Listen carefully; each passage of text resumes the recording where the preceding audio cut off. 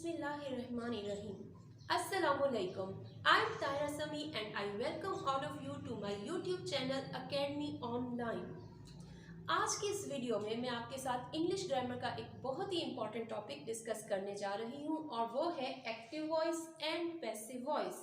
In English language voice of verb is either active और passive. तो voice क्या है, वॉइस ऑफ वर्ब क्या है? हम कह सकते हैं कि वॉइस एक्चुअली वर्ब की एक कंडीशन है कि वर्ब या तो एक्टिव वॉइस में होता है या पैसिव वॉइस में होता है. अब active voice and passive voice क्या है, इसको समझने के लिए मैंने यहाँ एक एग्जांपल कोड की है. एक्टिव वॉइस की एग्जांपल देखिए, ही प्लेज क्रिकेट, और पैसिव वॉइस की एग्जांपल देखिए, cricket is played by him. अब एक्टिव वॉइस में आप देखिए, जैसा कि हम जनरली डिस्कस करते हैं कि हमारा सेंटेंस स्ट्रक्चर ये होता है कि सबसे पहले सब्जेक्ट होता है, then verb and then object. तो एक्टिव वॉइस में हमारा यही स्ट्रक्चर है. जो सबसे इंपॉर्टेंट बात याद रखने की है वो ये है कि यहाँ देखिए, he plays, there is a direct relationship between subject and verb. Clear है कि कौन शख्स है या कौन है जो ये वर्ब कर रहा है, जो इस वर्ब पर एक्ट अपॉन कर रहा है. यानी subject is clear, subject and verb relationship is straight forward. On the other hand passive voice में आप देखें कि क्रिकेट जो हमारा ऑब्जेक्ट है वो स्टार्ट में है और जो हमारा सब्जेक्ट है वो एंड में है. There is no direct relationship between verb and subject. यानी क्रिकेट इज प्लेड, ये तो बताया जा रहा है कि क्रिकेट खेली जाती है, लेकिन कौन खेलता है, this is not clear in the beginning. So we can say कि there is direct relationship between subject and verb in active voice and there is no direct relationship between subject and verb in passive voice. Here our subject is passive. Dear students, generally आपको exam में कुछ इस तरह से question आता है कि आपको एक्टिव वॉइस में कुछ सेंटेंसेस दिए गए होते हैं और आपसे कहा जाता है कि आप इनको पैसिव वॉइस में चेंज करें. तो we will discuss how to change active voice into passive voice. Firstly, we will discuss this with the help of a diagram. इस डायग्राम में फर्स्ट 3 ब्लॉक्स एक्टिव वॉइस को शो कर रहे हैं और जो नेक्स्ट 3 ब्लॉक्स हैं ये पैसिव वॉइस को शो कर रहे हैं. तो हमने देखना है कि जब हमने एक्टिव वॉइस से पैसिव वॉइस में चेंज किया तो हमने कौन कौन से चेंजेस किए. फर्स्ट चेंज इज कि यहाँ एक्टिव वॉइस में ही हमारा सब्जेक्ट है, जबकि पैसिव वॉइस में ही की प्लेस चेंज हो गई है, पोजीशन चेंज हो गई है. ये ऑब्जेक्ट की जगह आ गया है. ना सिर्फ ऑब्जेक्ट की जगह आया है बल्कि आप ये भी देखें ही प्रोनाउन है और यहाँ ये अपने सब्जेक्टिव केस में है, जबकि पैसिव वॉइस में ये अपने ऑब्जेक्टिव केस में है. ही से हिम हो चुका है और हमने हिम से पहले बाय को भी ऐड किया है.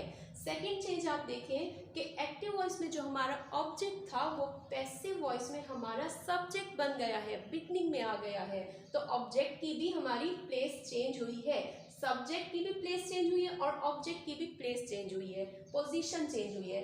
थर्ड चेंज हमारा वर्ब का है कि एक्टिव वॉइस में हमने वर्ब की फर्स्ट फॉर्म यहाँ यूज़ की थी और पैसिव वॉइस में आप देखें हमने इज यूज़ किया और वर्ब की थर्ड फॉर्म यूज़ की. तो यहाँ ये याद रखना है कि टेंस चाहे कोई भी हो, पैसिव वॉइस में हम हमेशा वर्ब की थर्ड फॉर्म ही यूज़ करेंगे. However helping verb according to tense change होता रहेगा. जैसे कि ये प्रेजेंट इंडेफिनिट टेंस है, यहाँ वर्ब की फर्स्ट फॉर्म है एक्टिव वॉइस में, तो हमने पैसिव वॉइस में इज, आर या एम यूज करना है और यहाँ क्रिकेट के अकॉर्डिंग हमने इज यूज किया है. एक्टिव वॉइस को पैसिव वॉइस में चेंज करने के लिए कौन कौन से चेंजेस हम करेंगे, इनको पॉइंट्स की सूरत में डिस्कस करते हैं. हमारा पॉइंट नंबर 1 है, subject of active voice comes after verb. In passive voice we also use by before it. के passive voice में active voice का subject last में आता है, verb के बाद आता है और इससे पहले हम by भी use करते हैं. Moreover, if our subject is a pronoun, यानी sometimes subject कोई name भी होता है, लेकिन अगर subject pronoun है तो पैसिव वॉइस में ये अपने ऑब्जेक्टिव केस में यूज किया जाता है. अब सब्जेक्टिव केस और ऑब्जेक्टिव केस प्रोनाउन के कौन से हैं मैंने यहाँ मेंशन भी कर दिए. आई जो है सब्जेक्टिव केस है, इसका ऑब्जेक्टिव केस मी है. वी का ऑब्जेक्टिव केस अस है. यू का ऑब्जेक्टिव केस यू ही है और ही का ऑब्जेक्टिव केस हिम. शी का हर, दे का देम और इट का ऑब्जेक्टिव केस इट ही है. सेकेंड चेंज ये है कि object of active voice becomes subject in passive voice. के ऑब्जेक्ट सब्जेक्ट की जगह आ जाता है, बिगनिंग में आ जाता है पैसिव वॉइस में। और थर्ड पॉइंट जो हमने याद रखना है, थर्ड चेंज जो हमने करना है वो ये है कि चाहे टेंस कोई भी हो, in passive voice we always use third form of verb और you can say past participle form of verb.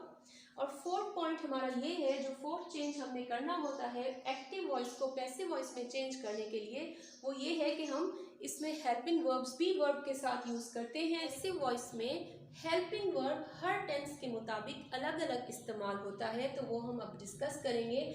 जहाँ तक ताल्लुक एक्टिव वॉइस का है, मैं टेंसेस की वीडियोस ऑलरेडी अपलोड कर चुकी हूँ। वो वीडियोस अगर आप देख चुके हैं तो इसका मतलब है टेंसेस के एक्टिव वॉइस आप पहले ही सीख चुके हैं। अब एक्टिव वॉइस को पैसिव वॉइस में चेंज करना है तो इंडेफिनिट टेंसेस में देखें कि प्रेजेंट इंडेफिनिट टेंस में जब हमें एक्टिव से पैसिव में चेंज करना होता है तो हम कौन से हेल्पिंग वर्ब यूज करते हैं? इज, आर या एम।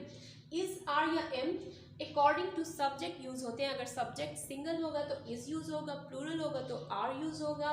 उसके बाद पास्ट इंडेफिनिट टेंसेस में हमने कौन से हेल्पिंग वर्ब यूज करने होते हैं? वॉज या वर। यानी पास्ट इंडेफिनिट टेंस का सेंटेंस जब हम एक्टिव से पैसिव में चेंज करते हैं तो जहां वर्ब की थर्ड फॉर्म आती है उसके साथ हेल्पिंग वर्ब वॉज या वर यूज होता है।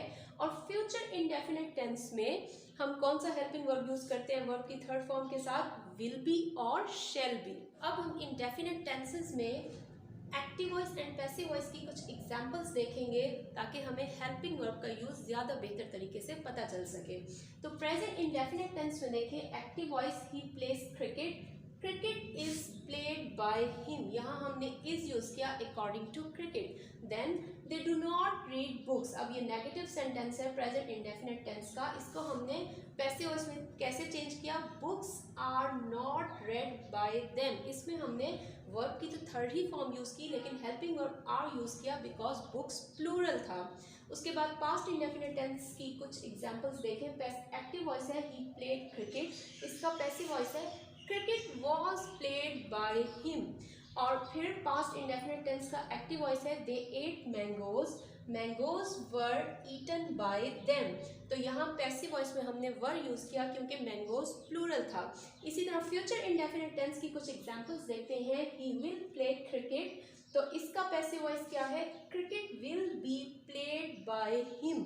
और उसके बाद they will eat mangoes, mangoes will be eaten by them. जो उम्मीद है कि इंडेफिनिट टेंसेस में एक्टिव वॉइस को पैसिव वॉइस में चेंज करना आपने सीख लिया होगा। एक पॉइंट आपने और याद रखना है एक्टिव वॉइस पैसिव वॉइस के टॉपिक में, वो ये है कि ओनली दो sentences can be changed into passive voice which have transitive verbs. अब ट्रांजिटिव वर्ब क्या है? देखिए ये दो सेंटेंसेस मैंने यहाँ राइट किए हैं। ही राइट्स अ लेटर, इसमें ही सब्जेक्ट है, राइट्स वर्ब है और लेटर हमारा ऑब्जेक्ट है। ठीक है, तो this is transitive. Transitive verb कौन सा होता है? जिसको एक ऑब्जेक्ट की जरूरत होती है, या यूं कहें कि उस वर्ब के साथ हम ऑब्जेक्ट यूज करते हैं। जबकि इनट्रांजिटिव वर्ब कौन सा होता है? इस सेंटेंस को देखिए, ही रैन फास्ट। अब अगर इसमें सेंटेंस जस्ट इतना होता कि ही रैन तो भी ये कंप्लीट सेंटेंस था। तो रैन ऐसा वर्ब है जिसको ऑब्जेक्ट की जरूरत नहीं होती। फास्ट यहाँ है बट फास्ट इसका ऑब्जेक्ट नहीं है। यू नो दैट कि दिस इज एडवर्ब। तो रैन ऐसा वर्ब है जो कि इनट्रांजिटिव है जिसको ऑब्जेक्ट की जरूरत नहीं है। तो हम एक्टिव से पैसिव में कौन से सेंटेंसेस को चेंज कर सकते हैं? सिर्फ ट्रांजिटिव सेंटेंसेस को। डियर स्टूडेंट्स, अगर आपको मेरी वीडियो अच्छी लगी हो तो प्लीज़ मेरी वीडियो को लाइक करें, कमेंट करें और अगर आपने मेरे चैनल को अभी तक सब्सक्राइब नहीं किया तो प्लीज़ सब्सक्राइब करना मत भूलिए। Thank you.